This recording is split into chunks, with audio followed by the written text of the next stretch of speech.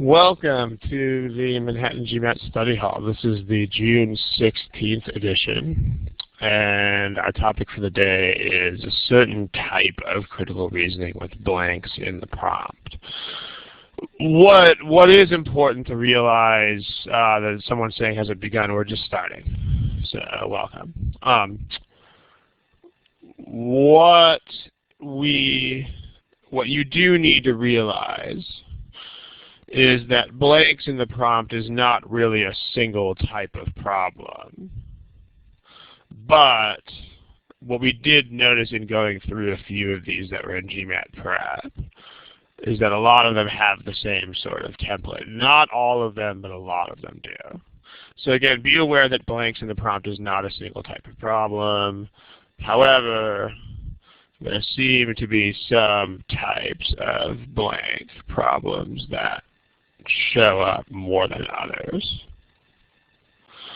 And so one of those is today's theme. But again, for the 1,000 millionth time, make sure you know that there's not, some people ask questions like, how do I study for blank problems? It depends on what words are around the blank. It's unlike other question types, those are not all the same. Like you can have blank problems that are strength and weaken, you can have blank problems that are draw the conclusion, you can have this, you can have that. So there we go. But first, as usual, we have to start with the usual warnings. So, all right. Problem submissions, please don't submit problems that are too general. Please don't submit problems that are too specific, and please don't submit personal issues. It's important that we go over this because almost 100% of the submissions in the last couple of weeks have not followed these guidelines. In particular, we had a lot of people just send a problem with answer choices and no other commentary at all. They just, here's a question and here's A, B, C, D, and E. That's not how submissions work here, unfortunately. That's what our forums are for. So if you just have a single problem to submit, then please post that problem along with your questions about it on the forum. So also, people haven't been doing this too much, but please don't submit problems that are too general or study plans. But do not submit just a single problem, because the study halls have themes. So we need some sort of more general issue. Like a few students in the last few weeks have asked, how do I handle problems where there's a blank in the critical reasoning? That's a general question. That's something that is worth it as a study hall topic versus just some random single question. That's what we have forums for. So please submit a topic that is of intermediate depth, and please submit a topic that ties into a more general question. So if you do give me a specific problem, you have to ask a general question afterwards. Also, make sure you know this. Do not submit problems from the official guide. Please, please, please. If you do, we just have to ignore them. So this is one person's submission. This person obviously took a lot of time to compose this submission, but unfortunately we have to ignore it because the GMAC people have explicitly requested that we avoid using OG for copyright reasons. So please don't use OG. Also, please don't submit single problems. So you can submit a single problem, but not unless there's some sort of larger content to go with it. Because again, otherwise, forums is where these things belong. So this thing right here, this is the sort of thing that should be posted on our forum. Okay, smiley face if you guys understand these rules. I mean, I know there are people other than you who are submitting these problems, but please give me the smiley face icon over there if these rules make sense. Okay. We've had a lot of submissions in the last couple of weeks that we have had to ignore for these reasons. So or at least to just say put on the forum. Okay, and finally, you've seen this a few times, please check the archives. We've had 37 of these sessions, I think, so far. That's quite a few. So if you have a topic to submit, please do me a favor and look through the list of previous topics and see if it is there. Because we don't really want to get repetitious. I mean, if we do this study hall for a few years, I'm sure at some point we're going to start having repeated themes. But for now, we would like to try to have new content in each study hall. So if you want to submit something, please check here. Someone in the text box says, can you provide the link of archives? The archives are on the front page where you sign up for it and where you submit questions. You just have to scroll down. So notice I wrote here, please scroll down. Right there. So that's where to find them. I guess some people don't scroll down and don't know that those are there. But that's if you miss the session, that's where you will see the recording of the session too. I mean, these dates are all clickable. Okay. Any questions before we start looking at some of these problems that have blanks? Smiley face if this stuff makes sense, and if you're ready to move on to some things. I see one person is typing. Alice, 21, is typing. Alice is no longer typing. Okay, let's do some problems. Remember, in case any of you are new to this, let me do a quick review of what's going to happen. What you should see as of right now is the following buttons. You should see these buttons up in the corner of your screen. Right here. Smiley face if you see these buttons. Okay, that's not a lot of smiley faces. Do you guys have the polly buttons? Okay, good.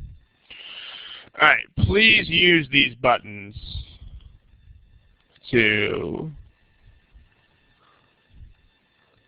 indicate your answers.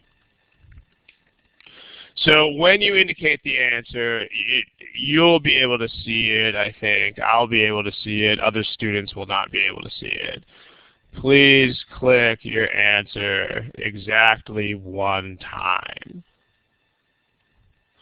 Because if you click twice, or if you click any other even number of times, then the second click will erase your answer. Okay. If you want to change your answer, then please click exactly one time on the new answer. I mean, again, because if you click 2 or 4 or 6 or 8 times, then you will have nothing on your screen. So please click a single time. Also, please don't answer in the text box, because then everybody will see it and people will be influenced by other people's answers. So please don't answer in the text box. And I think that about covers it. Okay, let's do a problem right here. Okay, again, please use these buttons to indicate your answer. Thank you very much.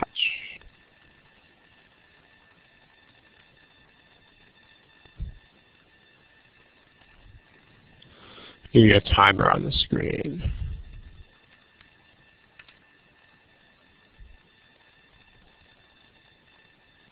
Go for it.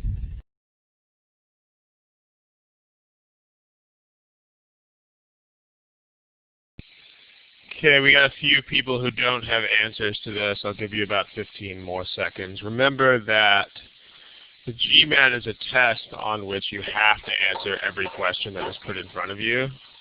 And in fact, if you don't answer a question, you will not be able to move on to the next one until you do. So we've got a couple people. I'm still waiting for a mic. Sharad and Pratik. Okay, just Mike and Sharad.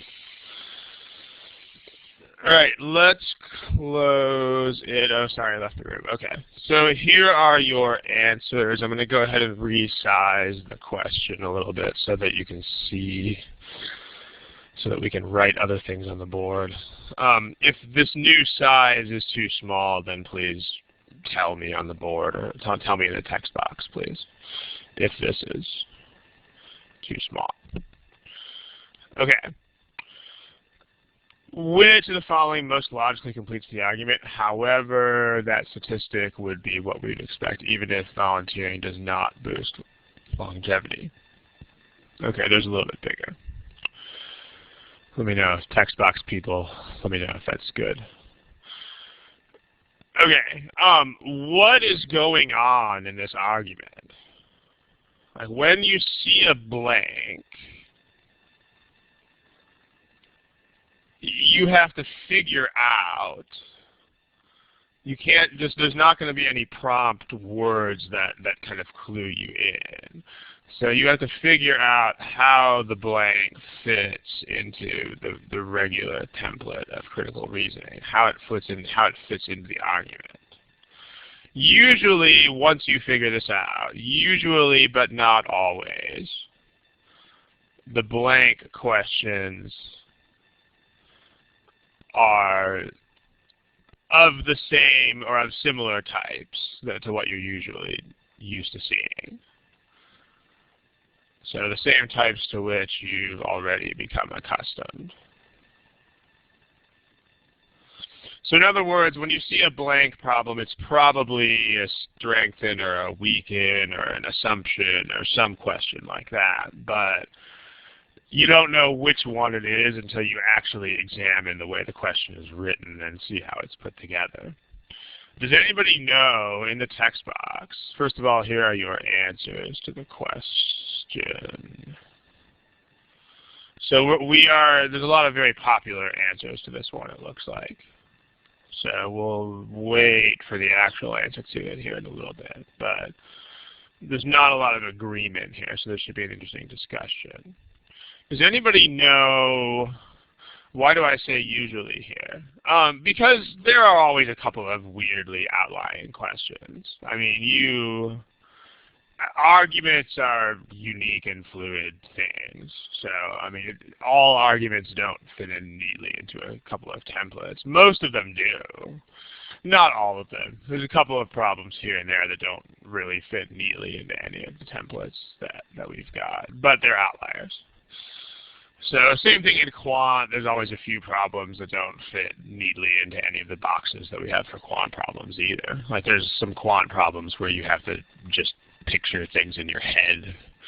Like how many points can a square intersect a circle, which, you know, it's not really a geometry problem, that kind of thing. So there's always a couple of outliers. I mean, priorities is the name of the game. You can't be overly concerned with a couple of outliers. Instead, you have to be concerned with what you will usually see. And if there is a problem here and there that is weird, then you deal.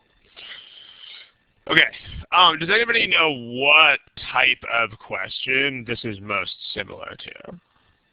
So, in the text box, which type of question does this most resemble?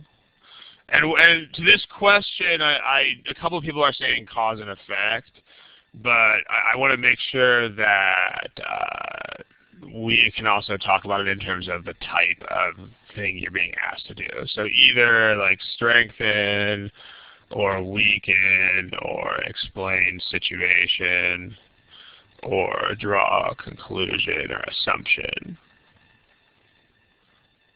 Which type is this? I mean, it does involve cause and effect, but cause and effect is not a question type. It's a situation that you might see in a question type, but it's not actually a question type.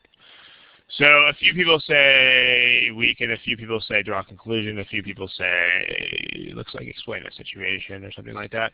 Well, let's talk about it. what does this signify?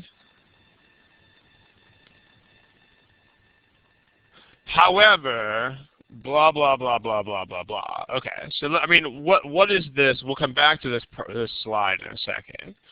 But what is this relationship? So you have a bunch of things. However, blah, blah, blah, blah, blah, blah, blah, blah, blah, blah,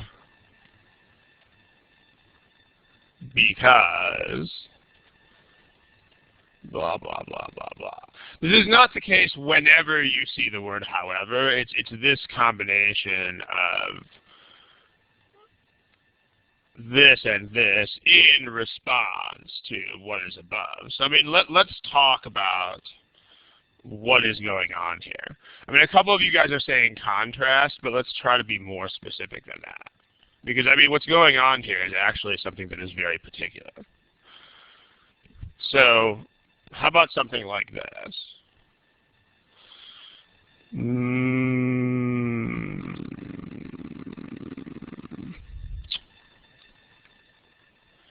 The Economist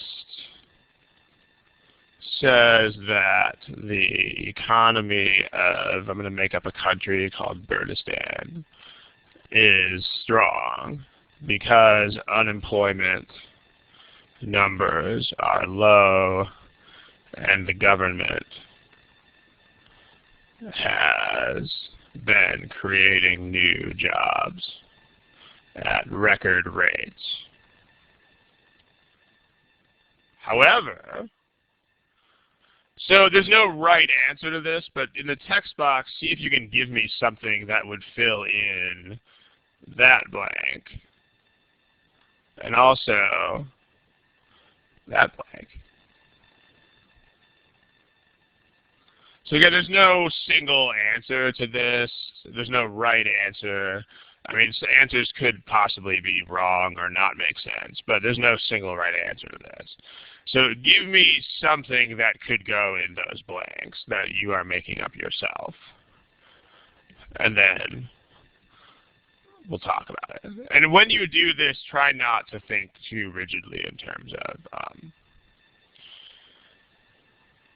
yeah, okay, we'll wait for a couple other people.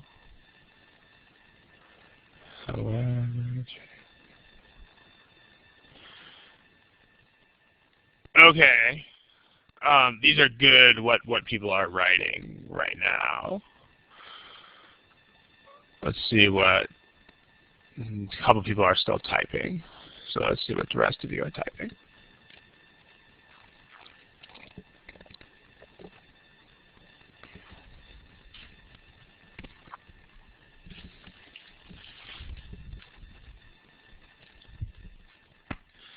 Yeah, so what you guys are doing is the right idea. So now let's try to explain. But before we even try to explain, I also want to make a point here that is somewhat important, which is that you guys are not really having a lot of trouble coming up with this stuff. And I think the biggest reason for that is that you're not trying to think as formally as you usually do. Like, in other words, you're not trying to think as though everything is some hard algebraic rule. Because like on the forums, we have a lot of people who treat critical reasoning as though it were almost a math problem. Like, how do you use this equation and how does this work? So the first thing I want to point out is that when you're answering these things in a text box, it's a lot less formal. So when you think less formally about critical reasoning, it's easier. So if you're going to get one lesson out of this, it should be this one. I mean, you can't really approach this stuff too formally. If you do, it's like, what's going on here? So notice how much easier it is to think about these problems in the way you just did when you had to make your own. And you're like, oh, hey, it's like regular thinking. So when we give you like rules and guidelines and things, just remember that those things are meant to shape your normal thinking, but they are not meant to replace it. You are still supposed to be thinking like a normal thinking person here. So, okay, let me pick one of your examples. Let me pick one of your examples that works well here. Let's see. However, I'm going to adapt it a little bit. I'm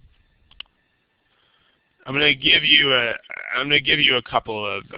two examples. First, I'm going to use an example that I made up, and then I'll look at one of yours in the same light.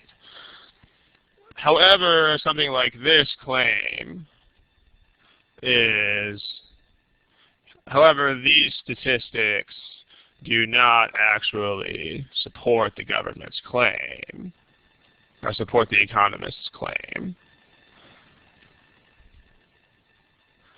because the government jobs are temporary and funded from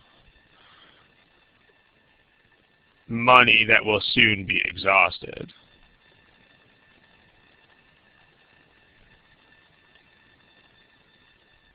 So let's take a look at what's going on here. I mean, a couple of your other arguments fit this well, and we'll import those in a second.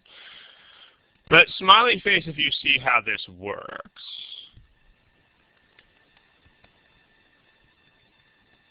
Smiley face icon.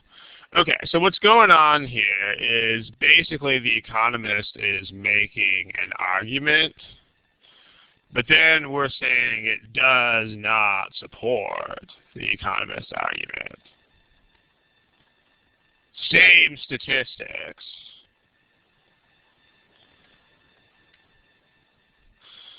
So what that means is this is a problem where we're trying to weaken the argument. Because remember what you do when you weaken the argument. You have to weaken it within the constraints of what you already have.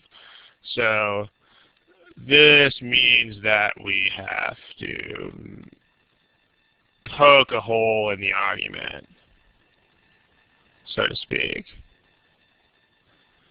while still using all the facts that are here.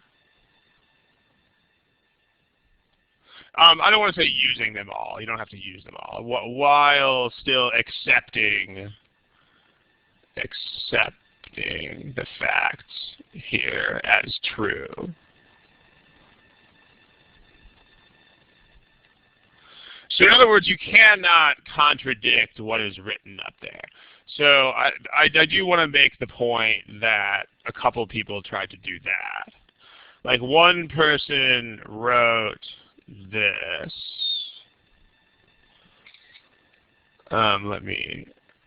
One person wrote standard of living will be low because of fewer jobs.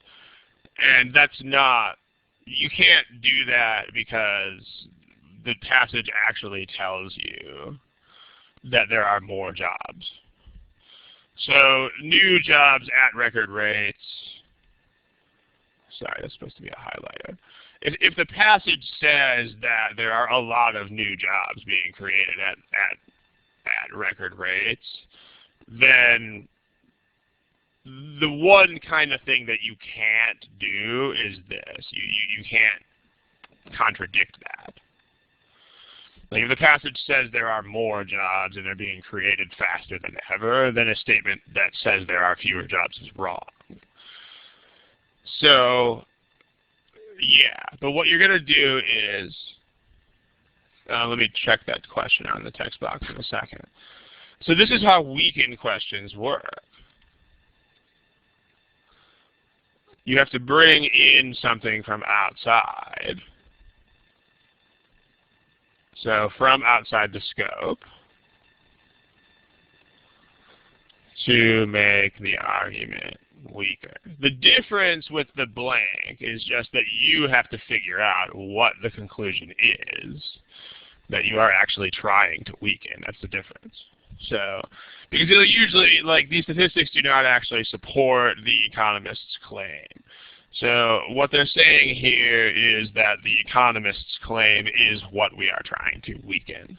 So we'll go back to the original problem with this analysis in a second. But hold on just about 15 seconds.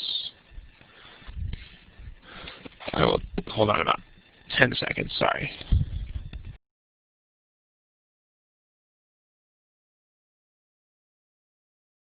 Sorry guys, sorry for that brief delay. Okay, so however, this does not show that blah, blah, blah, blah, blah means blah, blah, blah, blah, blah is what we want to weaken. And then we bring in something from the outside. So do you want to say that the part after however? Yeah, Alice or Elise, I don't know if you're Alice or Elise, depending on what country. We should not question the fact before however. Right. If things are stated as facts, you cannot question them. That is the point. Like, when you have to weaken arguments, you have to weaken them on other merits. You have to bring in something from the outside. If something is stated as a fact, then it is a fact, and there is nothing that you can do about that. So, unemployment numbers are low, fact. So if you say someone else in the text box said there was high unemployment, someone wrote this is only true because it is recovering from high unemployment, but if unemployment is low, then unemployment is still low. That's the point. So if it used to be high, that doesn't really weaken the argument because it is not high anymore. So the facts here are the facts that are here. On the other hand, this is new information that suggests that these jobs might just go away really soon, or that the government won't have enough money to maintain those jobs after a while. So, but yeah, let me go ahead and type that in the corner of this slide as well. Do not question stated facts. All right. This works. We can also use VT Sanders says economy is not strong because the jobs are not private sector. I don't know enough about private versus public sector to really know how that plays out in the argument, but if that does provide a reason why it might be less stable. Like if public sector jobs are inherently less stable, then yes. Although the GMAT would have to tell you that. I mean, the GMAT wouldn't expect you to have economic knowledge. I noticed you were typing something, so feel free to type.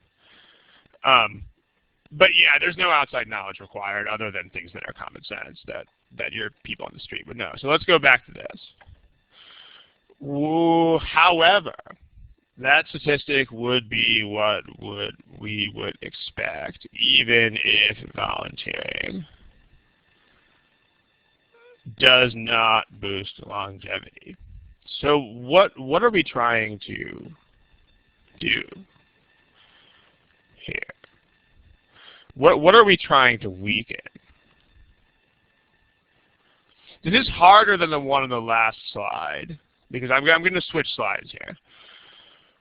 These statistics do not actually support the economist's claim. Okay, fine, that's pretty straightforward. I mean, you have a claim and you are going to try to weaken it. That's right out there. Here, on the other hand, we don't have something that says, however, XXXXX is not necessarily true. So we have to do a little bit of inferring here. Does anybody know what are we trying to weaken here? Text box, please.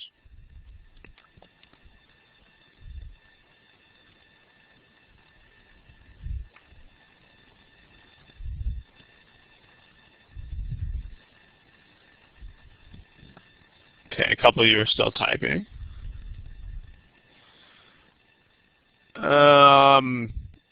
Weaken the claim that adults who regularly engage ...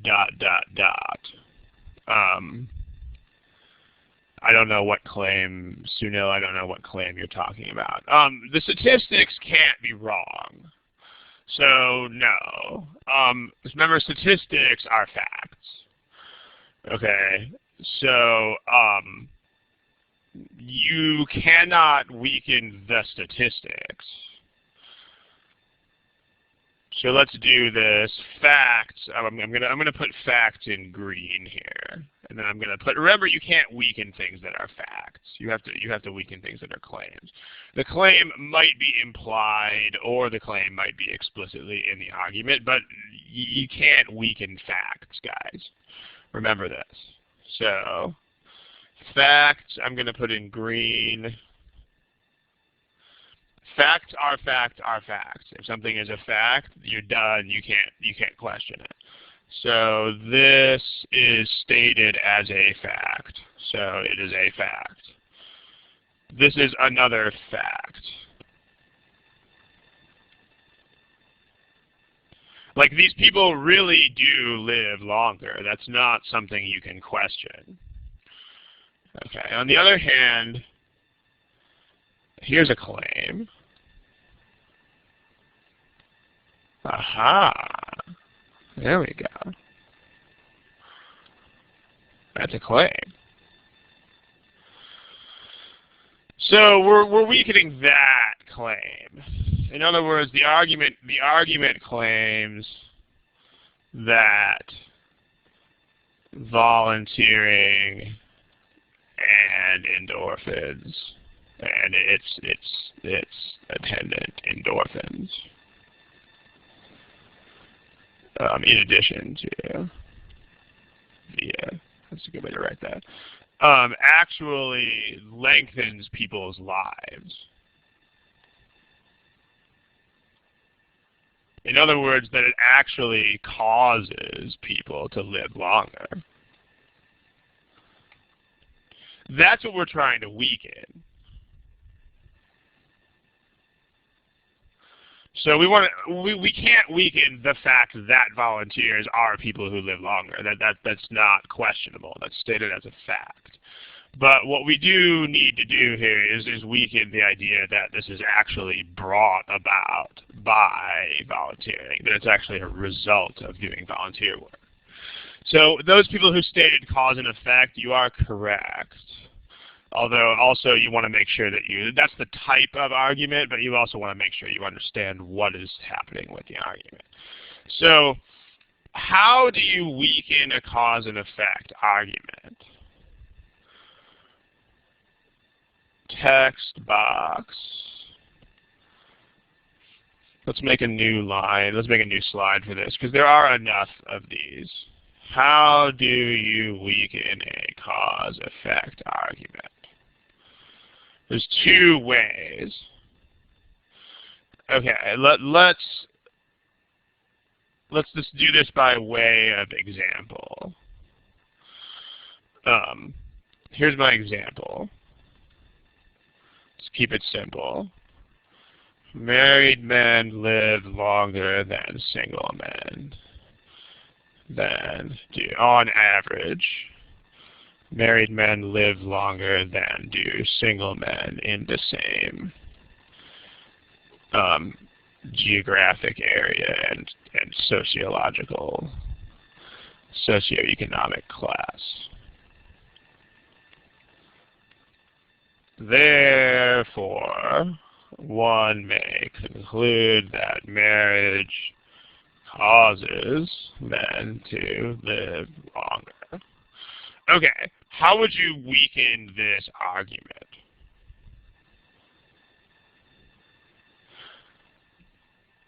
A couple people are saying another cause. Not really. That's not gonna do it. Like, if I show you that exercising also makes you live longer, then that's not. Maybe you guys don't mean what I think you mean here, but just because something is caused by X doesn't mean it can't also be caused by Y. So give me a couple examples of how you might weaken this argument.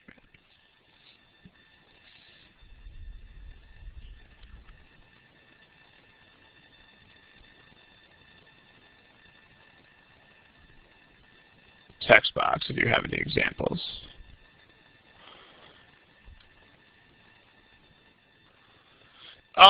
Show that single men live just as long. No, you can't do that because the facts state that that's not true. So,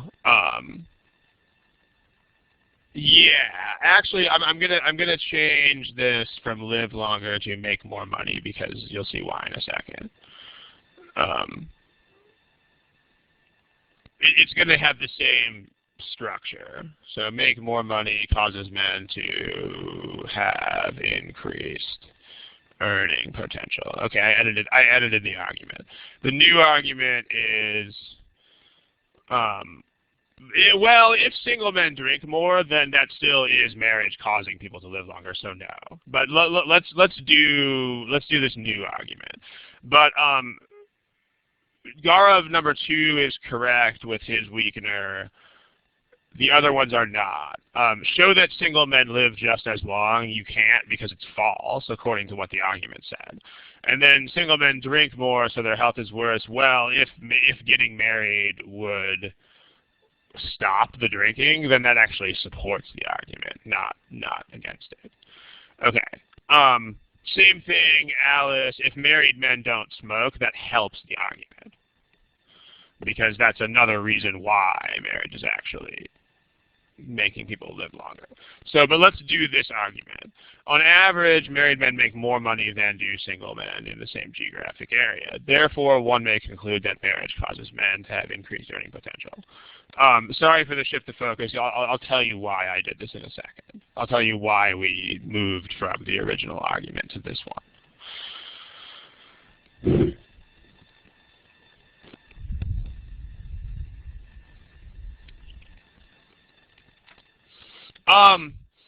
Maybe, Gopal, I think you might be misunderstanding the geographic area thing.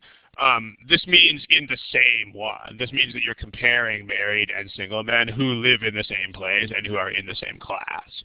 So those words are just there to prevent you from comparing married men in America with unmarried men in, like, some African country or something, so that it gets rid of those effects. You're comparing people who are in the same place. Maybe married men are older. That's true. Let me fix the argument so it doesn't work like that anymore. Generation and, okay, so I added generation. So now these people are the same age, and they live in the same place, and they're in the same class.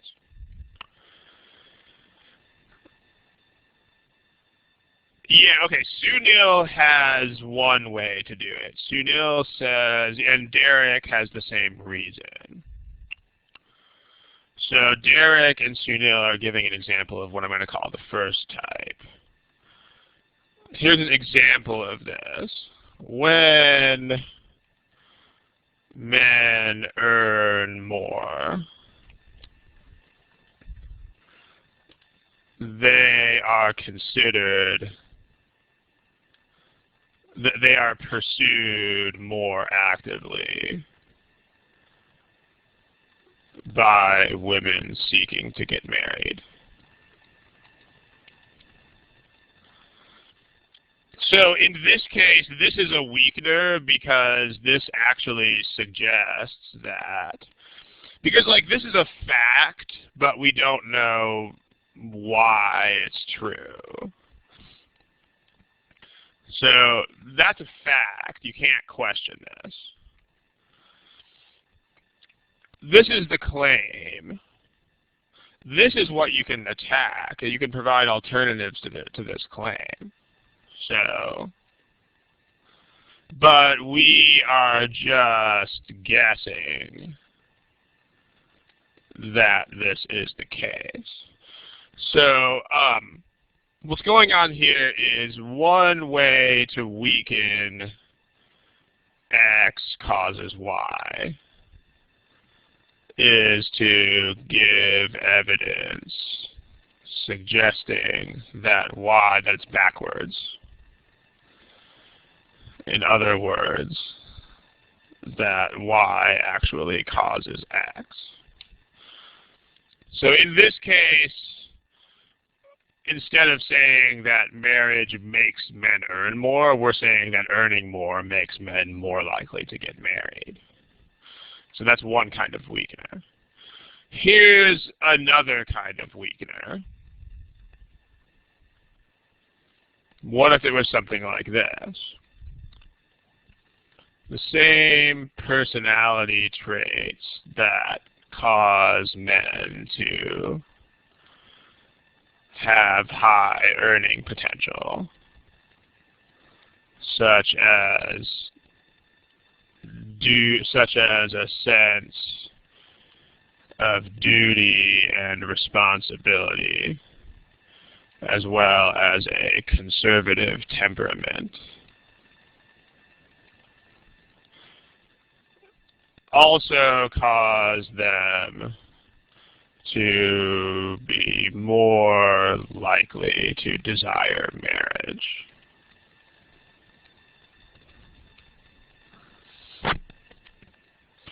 So, you guys, there's a lot of words here, but basically this is saying that if you have people who are like steady, stable, responsible type people, then those people are more likely to be good at making money, and they are more likely to get married. So what this is saying is that you can show, and maybe this is what you guys said when you said another cause. If so, then you are correct. Another way is to show that something else causes both X and Y. So, there you go. Smiley face if this makes sense, because if some random other thing is causing both of these, then it's not X causes Y anymore. It's Z causes both X and Y. So now let me quickly explain why I switched the argument by illustrating what would happen if I had. So, and then we'll come back to the original problem here. So why did I switch the argument? Here's the original argument. The original argument was that married men live longer than single men of the same age, geographic area, etc. Therefore, marriage causes men to live longer. And here's the things that here's our forms of weakeners. So this would still work. Like this one on the right over here, this would still be, you can still do this. In fact, you can do it with the same argument about personality traits. You can say the same personality traits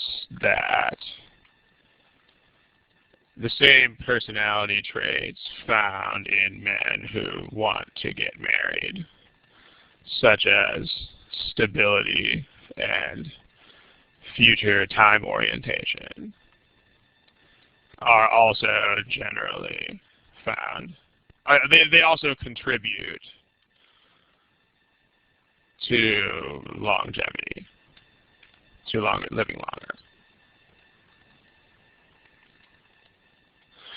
The reason why I didn't stick with this argument is because the other one is ridiculous. Like, you can write something like,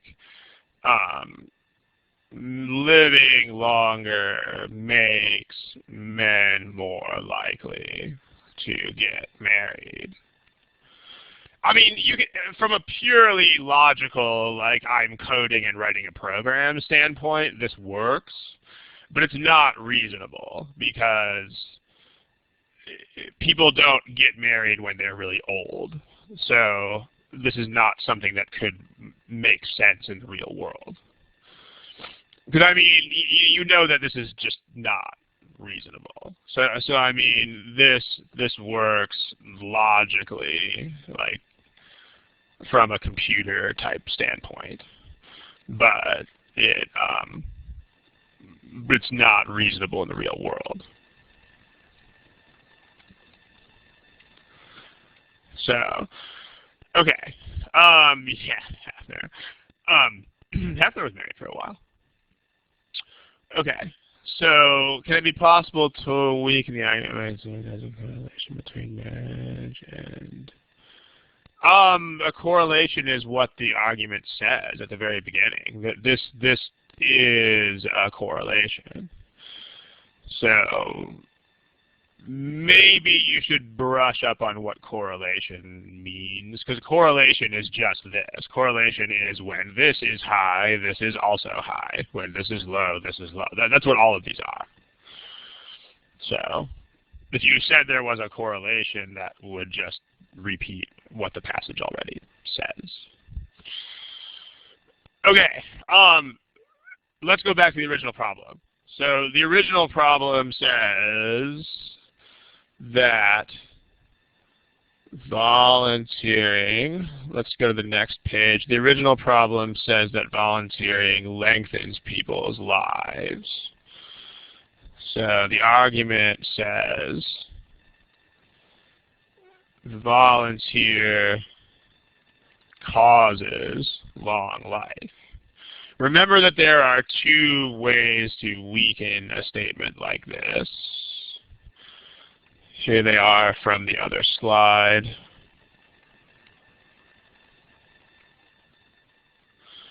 So if you had something, one type of weakener here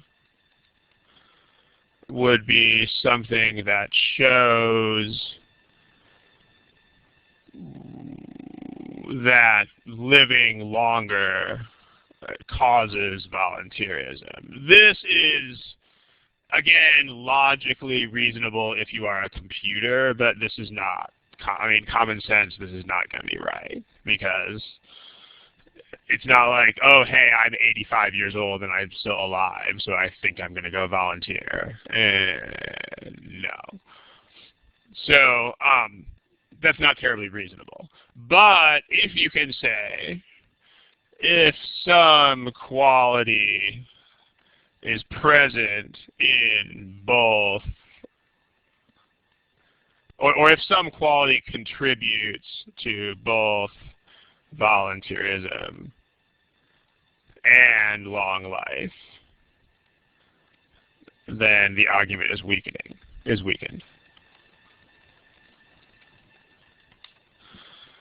So this is the only reasonable way that we can do this, because the thing on the left is not reasonable. So what we need is something that contributes to both volunteerism and long life, and that's what A does.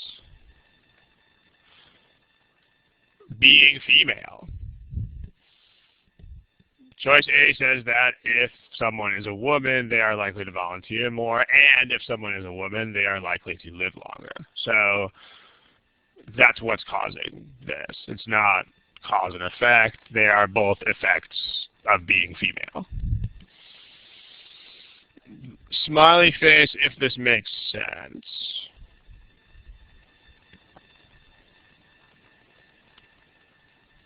Okay, there's only 5 or 6 smiley faces, so smiley face again if you understand.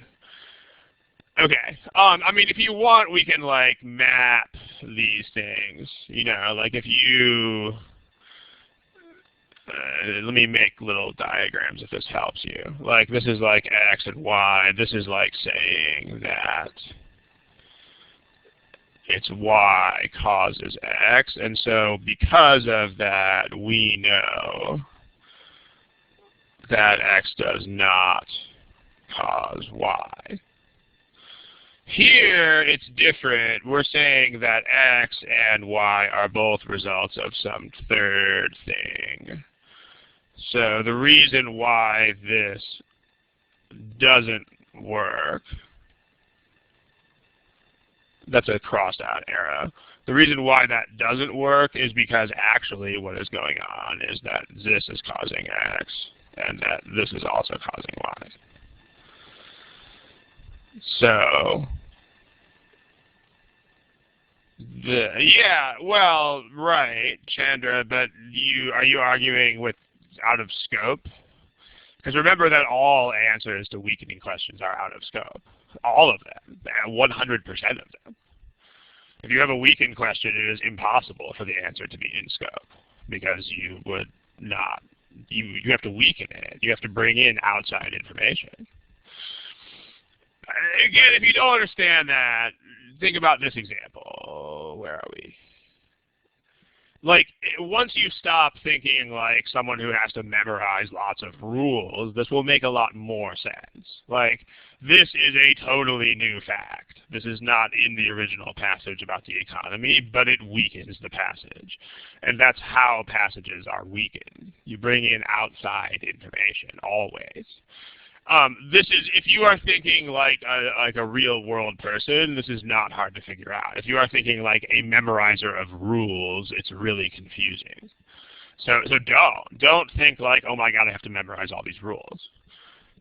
If you do, then critical reasoning will not be accessible. So I hope that helps. So what we're saying here is that you have volunteerism and you have long life. But in this case, it's female that causes both of these things. So not the volunteerism itself. That was a not very good arrow. There's a better arrow. Okay, so we are not showing this right here. Okay. All right. As the most popular wrong answer to this question was C, so let's just talk about why C is wrong. C is basically trying to say that these endorphins are like masking the symptoms, which in other words, C is trying to explain why the endorphins might lengthen your life.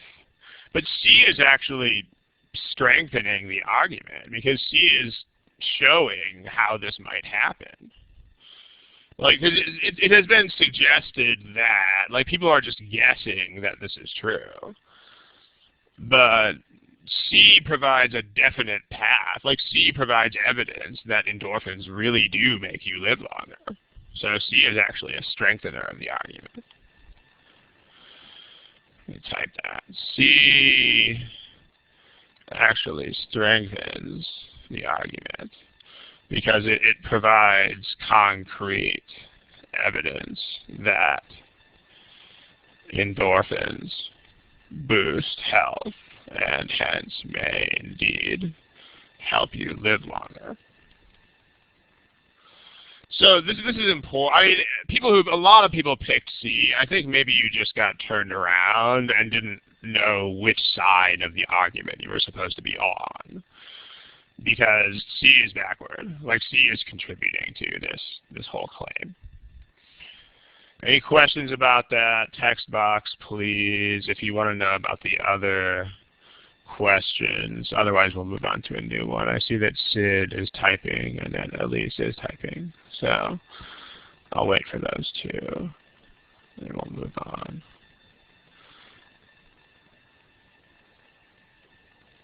Okay.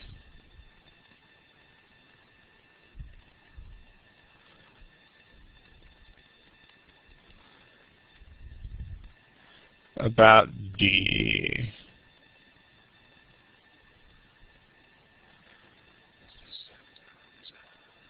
I thought that if symptoms are masked, then it will go diagnosed.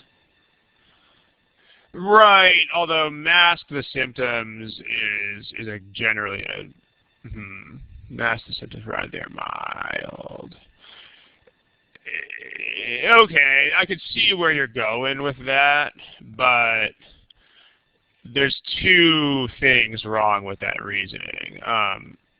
Sid says, okay, let me make some room for this.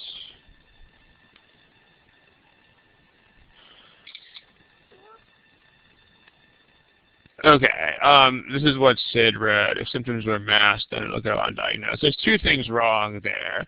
The first is that if this were the case, then that would be,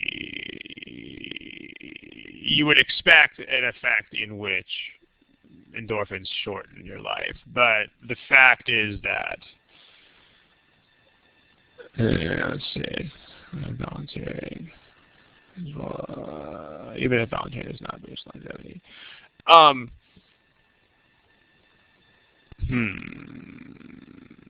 Okay, I mean, what you're trying to show is that, you're trying to directly address the issue of volunteerism.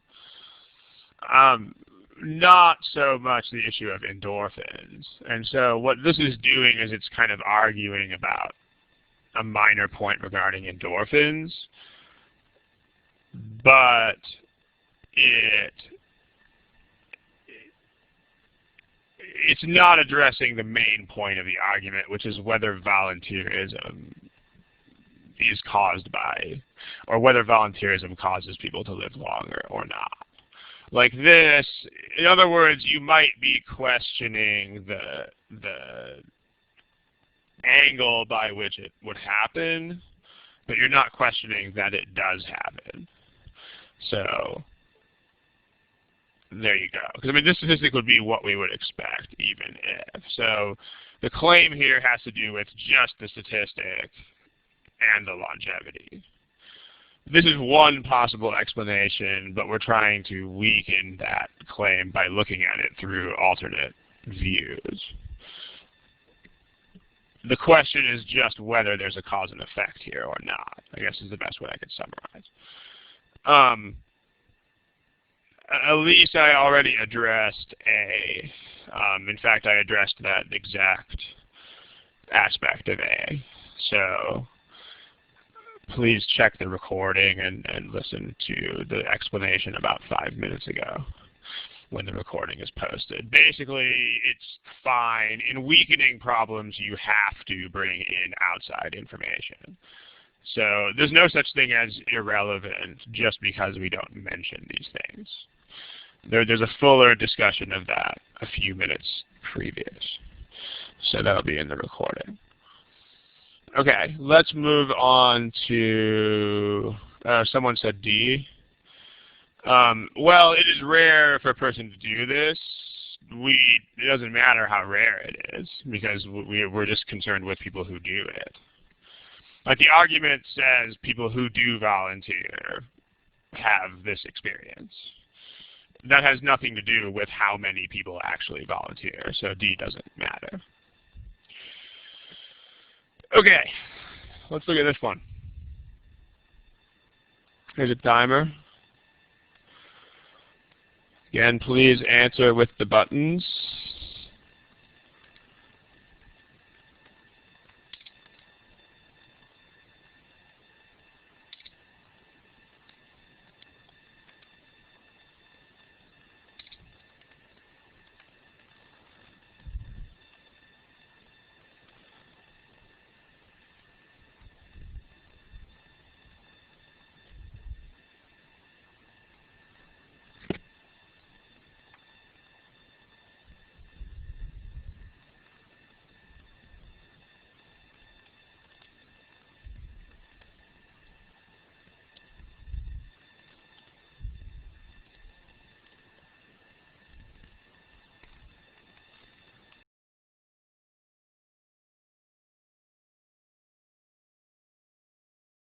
Okay, ladies and gentlemen,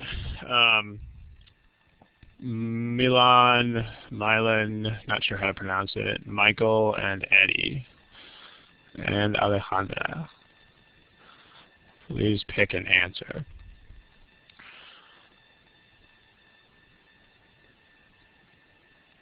Okay, still Alejandra, Eddie. Okay, maybe you guys are away. Here are the responses from the class. There you go. Okay. So this one I think people are having an easier time with than the other one, but let's discuss. Let's reduce the size. Again, if it's too small, please go ahead and let me know in the text box. But we need some room to write on the screen.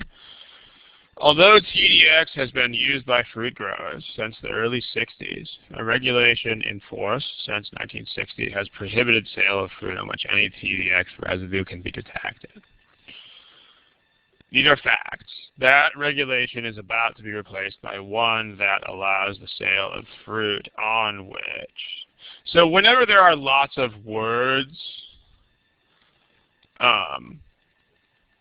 what it can help you to do is to rephrase into your own words. So in this case, it used to be if you could find anything on the fruit, if you could find any TDX, then it was prohibited. So before 1960,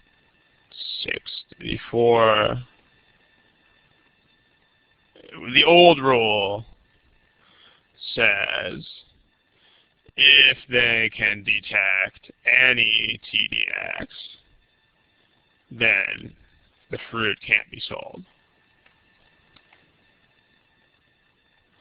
The new rule says trace amounts of TDX are fine. This is in my own words, but it helps you, at least in your head. You don't have to do it on paper. Obviously, that would take you a while. So it's in your head. That's what the facts say.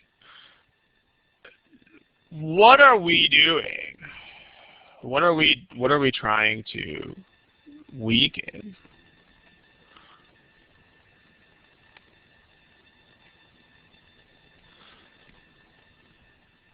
Like what claim, text box please, what claim are we actually trying to argue against here? The argument says, however, the change will not allow more TDX to be on fruit.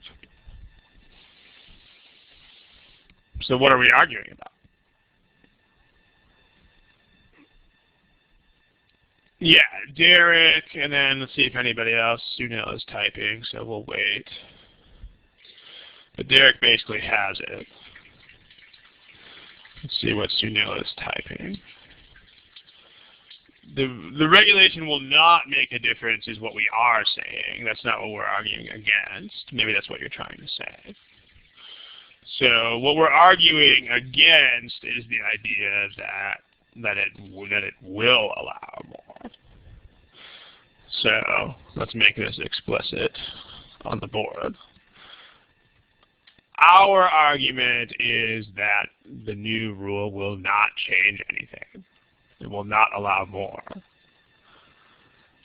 The new rule will not change anything.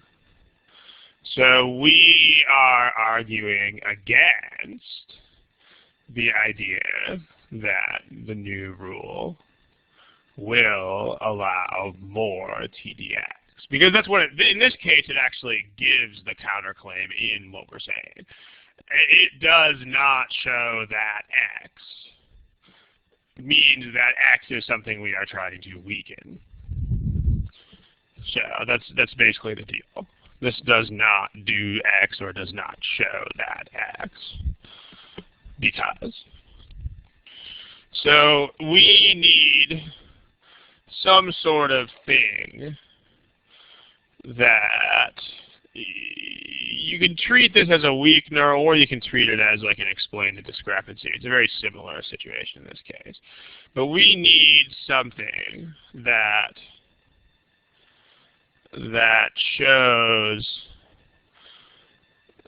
that the results of no TDX allowed are the same as the results of trace amounts allowed.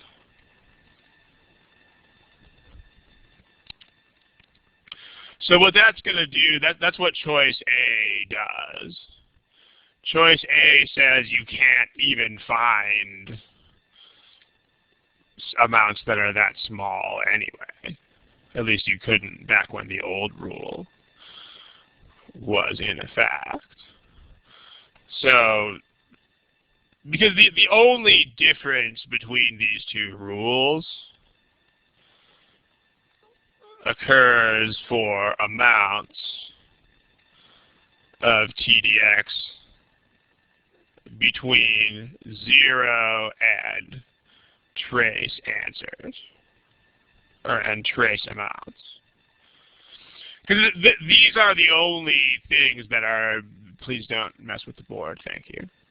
Let me just take away the ability to do that, and that'll do it. Okay.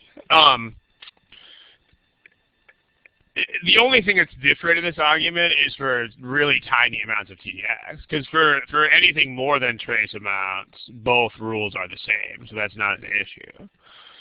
So the only difference is that the new rule allows amounts between 0 and trace, and technically the old one doesn't.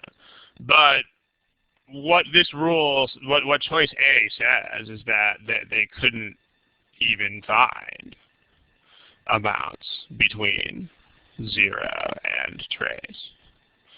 So that makes no difference. So in other words, under the new rule, these amounts are okay because the rule says they are okay. But under the old rule, these amounts were okay because they couldn't find them. So they would be fine. It does matter that it's 1970 because it says it will not allow more X than in the 60s. So it's a comparison between the new rule and the 60s. Not the new rule and the whole old rule. Just it'll be the same amount that it was back in the 60s. So that's why pre-1970 is okay here, because you're talking about the time frame that we want to be talking about. So that also addresses the question from Milan, yeah. Okay. Other questions about this one? Any of the other choices that you guys want to ask about? If you smiley face if you're ready for a new problem. If you want to talk about one of the other answer choices here, please type it in the text box. Okay. How about this one? Why not E? The presence of TDX, well, the E is just talking about what TDX does to people or doesn't do. That doesn't have anything to do with the argument. Because the argument is just, here's what the argument is just if there's X amount, then you can sell it, and if there's Y amount, then you can't sell it. The argument has not anything to do with the results of TDX. It's just, here's the rules about when you're allowed to sell it. So E is not on the same page as this argument.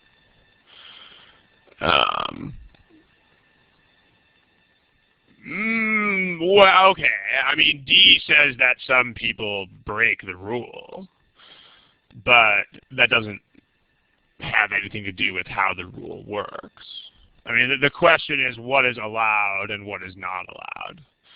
D is just saying that some people break the law, but that doesn't counter the argument. It's kind of like if we're talking about speed limits.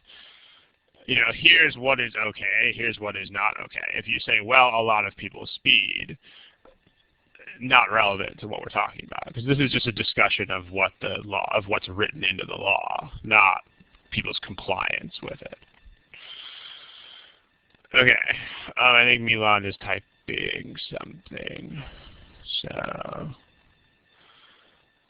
No, still irrelevant, because it still says the change will not allow more TDX. I mean, will not allow is just theoretically what is written into the law. Will not allow has nothing to do with what people are doing. So if you say the law does not allow people to bring, bottles on airplanes, if you say more people are doing it, that's not at issue. I mean, that might have something to do with how well the law is enforced, nothing to do with what it allows. Okay, let's look at another. Let's look at this one right here. This will probably be the last one for today, but maybe we'll continue this in the next session. Go for it.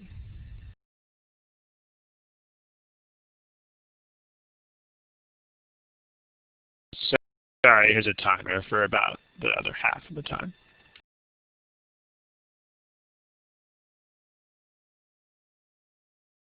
Okay, let's see.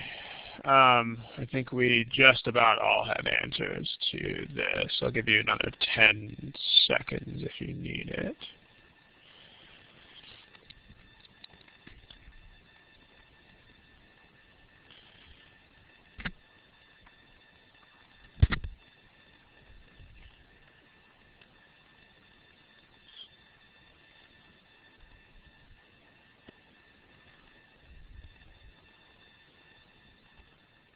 Okay, let's talk about this. The growing popularity of computer-based activities. Here's your class. Let me resize the question. Here are the answers from the class.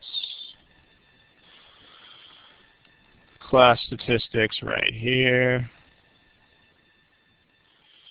So pretty good performance. Let's talk about it.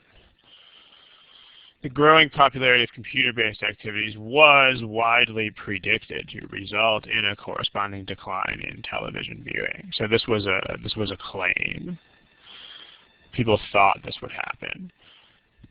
Fact, recent studies have found as a fact, people who own computers watch significantly less television than people who do not.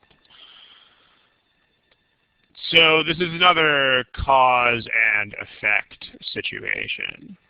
So this finding does very little to show that computer use tends to reduce television viewing time. So let's take this to the next page. I'm going to kill the answer choices, and we'll talk about it the same way we talked about these things before. So remember that there are two ways that we can weaken this kind of thing, because this is another one of those cause and effect arguments. So here's what we had on the other page. This argument is a cause and effect argument. In other words, more computer time or computer ownership correlates with less TV. Therefore, computer ownership causes people to watch less TV. That's what the argument is saying. So this is another case where they are trying to argue that X correlates with Y, and so therefore X causes Y. So there are two ways in which you can weaken this. The first way in which you can weaken this is to suggest that it's backward, which would be watching less TV causes people to go buy computers. This is not totally ridiculous, but this is not very reasonable.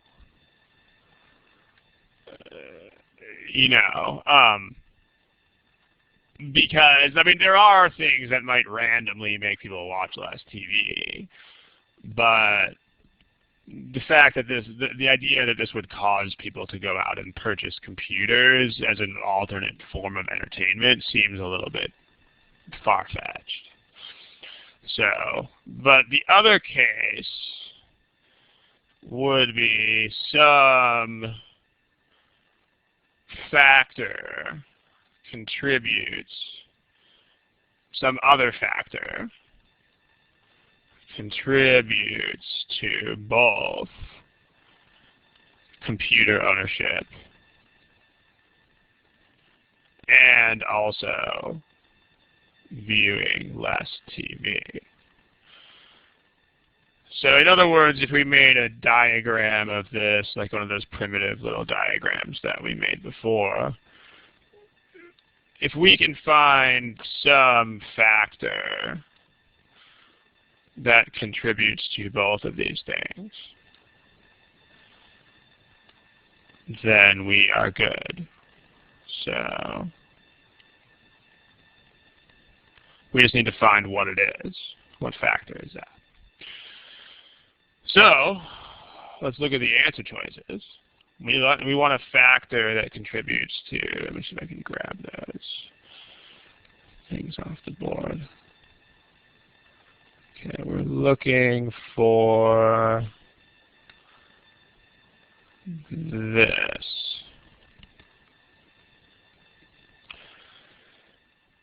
So C does that because it's demographic group. This problem is actually a lot like the last one with women who are volunteers. It's the same demographic that is doing both. So, same demographic group. Just like saying women are the ones who usually volunteer and women are the ones who usually live a long time. Therefore, it's just being women who. So demographic group meaning like a certain social class or something like this. People who belong to some social class are more likely to have computers, and they are also more likely to watch TV less. So C does that and is therefore the correct answer. As far as other choices go, choice A, it's important to, choice A is a common type of wrong answer, and I think a few people picked it. So it's important to realize what is going on in choice A. I mean, choice A just says there are outliers or exceptions to the trend. Okay, this does not have anything to do with the trend. I mean, this does not address anything because the existence of the trend is a fact. Like, it's a fact. It's green up here. It's fact. There is a correlation between people who own computers and people who watch less TV. So even if there are exceptions to this trend, then we don't care because the trend is still there. It's kind of like if I say people who eat less usually weigh less. If you say there are a handful of people who have metabolic problems who eat less and who weigh a lot more, that does not destroy the trend. In fact, basically every trend will have exceptions. Every trend that these kinds of things talk about. You don't need a perfect lockstep correlation. So make sure you know this. This is a very common type of wrong answer, but if there is a trend, then there is a trend. And the fact that there are a few exceptions doesn't change anything. Does anybody have any questions about the other answer choices? I mean, most people picked either C or A. So if you have issues with any of the other choices that you want to talk about, please indicate in the text box. Choices E. Many people use their computers primarily for tasks. what E does is E just says it leaves more time in which these people could watch TV, but they still don't do it. So this doesn't really address the issue. Like, the issue is that it's a fact that these people don't watch as much television. What choice E says is they have the time and they could watch television if they wanted to. But the fact is they still don't. So what we are trying to explain is why they don't. So this is a hypothetical that these people don't actually do. Also, again, it's many people. Many people means, you know, some small subgroup of what we're talking about. So regardless of what this says, you're talking about a few people out of our whole sample. Sid and Elise are typing.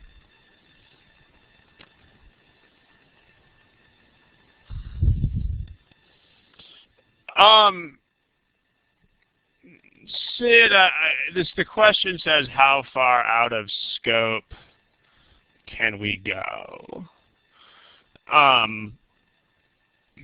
don't really like that question because the question sounds like you are looking for a rule that you want to memorize. Correct me if I'm wrong about that, but do not even think that you can approach these kinds of problems with memorization. This is a warning that I do need to give. Do not approach critical reasoning with memorization. Do not think that critical reasoning has absolute rules. I will make a statement, and that statement is this. If you try to memorize rules for critical reasoning, you will get worse at critical reasoning. Your score will go down. I pretty much guarantee this. Well, let me clarify what I'm saying here. What I'm saying is that what I'm not saying is that you shouldn't know guidelines. I mean, you do need to know guidelines. In other words, you have to know how the problems work. And you have to understand what things like assumptions, etc. are. But that's different. I'm not saying you don't have to know guidelines. But if you're looking for rules that you can memorize, you will not be able to make that work. It is not going to be possible. And that's why these things are on this test. That's why there are so many of them. Because this is a management test. Like, the purpose of this test is to make sure that people who just memorize rules and grind them will never score well in the verbal section. That's the whole point of this test, and it's really important that everybody realize that. Because it's a test for management. Like, the one kind of person who really should not be in management is the type of person who just memorizes everything and then does what they are told. Like, that is the kind of person that you would not want in management. And that's why the GMAT works the way the GMAT works. I mean, as an illustration, again, make sure you understand that. Like, remember this. Remember this problem. The reason people found this one easier to understand was that they were not trying to think in terms of rules and not trying to memorize stuff. They were actually thinking about the problem. So it's critical reasoning. I mean, that's the title is critical reasoning because you have to use reasoning. You cannot just memorize rules. So there's no rule for like how far out of scope that you can know. Like if something has to do with the argument, then it is relevant. Like this is totally outside the scope of this argument. Like these things are not discussed at all. But if there is a common sense connection to what is in the argument, then it's fine. Like there are no objective degrees of out of scope or not out of scope. If it has to do with the argument, it's fine. If it doesn't, it is not fine. If you watch the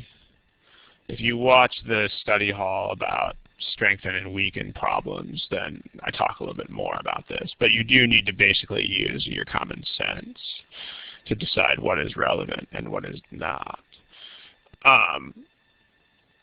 Okay. Well, Alejandra, if you see this kind of thing, again, please try not to make this into a rule that you can memorize because you can't. But if you see this kind of relationship, the idea is to think about what this would be if it showed up in an argument, and maybe if there is a language barrier that might be part of the issue too. But make sure that you know how these things are used in arguments.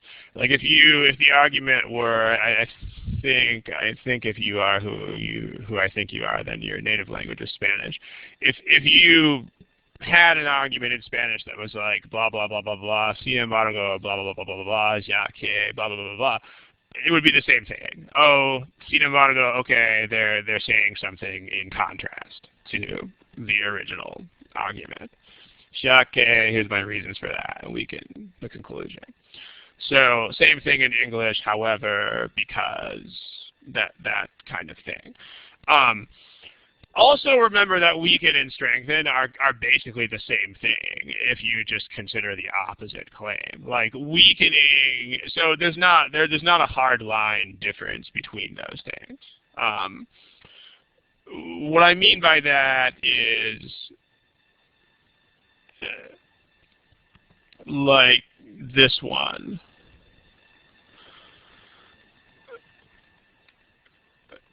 Weakening X and strengthening not X are the same. So there's not really a difference between weaken and strengthen. For example, if you weaken the statement that the new rule will make changes, that's the same as strengthening the statement that it will not make changes. So there's no difference here. If I weaken the statement, you will grow taller, that's the same as strengthening the statement that you will not grow taller. So the skill sets are the same for those two. Qualifier words, that's a little, Gaurav, that's a little bit off topic, but if you you can post that question on our forum and we can address it there. Please, you know where the forums are.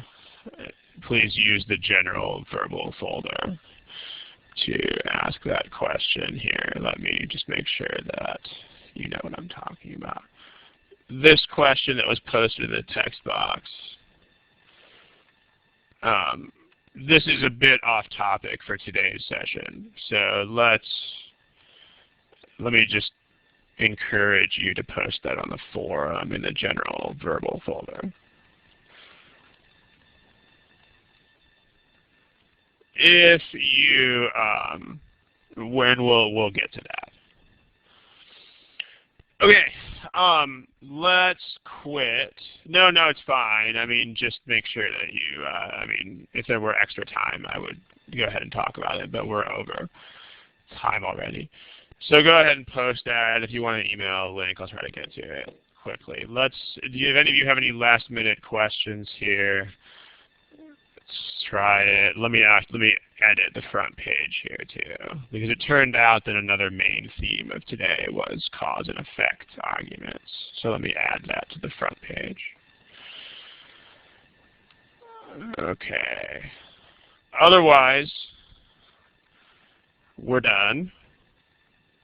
Weakening cause and effect arguments.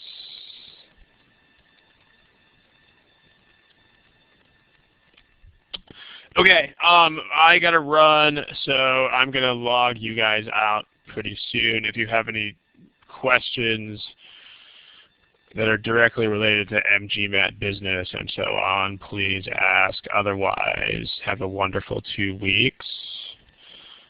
And yeah, the time was weird this week. The times are going to be sort of weird during the summer, too. There's going to be a lot of these at 7 Eastern for various reasons. The times will be weird. But I know that the marketing people had some issues with the scheduling this time. Okay, I'm going to go ahead and log you guys out. In the next 2 or 3 minutes here. So have a wonderful 2 weeks.